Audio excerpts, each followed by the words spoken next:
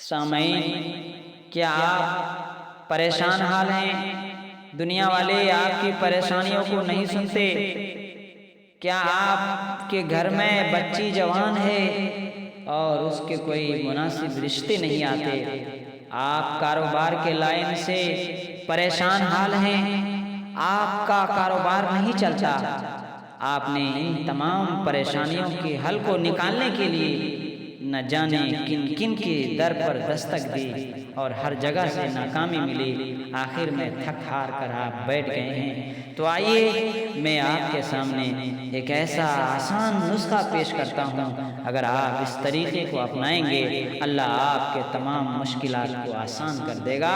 اللہ تبارک و تعالیٰ نے اپنے کلام پاک میں ارشاد فرمایا ہے، وَمَن يَتَّقِ اللَّهَ، جو شخص اللہ سے ڈرتا ہے، اللہ کے سامنے روتا ہے، دنیا والوں کے سامنے اپنی پریشانیوں کا اظہار نہیں کرتا، کوئی بات کوئی مشکلات پیش آتی ہے اللہ کے سامنے جاتا ہے، وَمَن يَتَّقِ اللَّهَ، ہمیشہ اللہ سے ڈرتا ہے، يَجْعَلْ لَهُ مَخْرَجًا، اللہ اس کے لیے راستہ نکال دیتے ہیں۔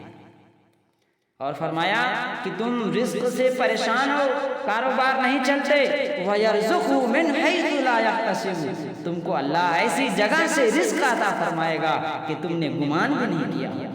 لہذا کیوں نہیں ہم اپنے رب کے سامنے اللہ سے ڈریں اور اللہ سے مانگیں، وَمَن يَتَّقِ اللَّهَ، اللہ سے ڈرنے والا بن جاؤ، يَجْعَلْ لَهُ مَخْرَجًا، اللہ تمہارے لیے راستہ نکال دے گا۔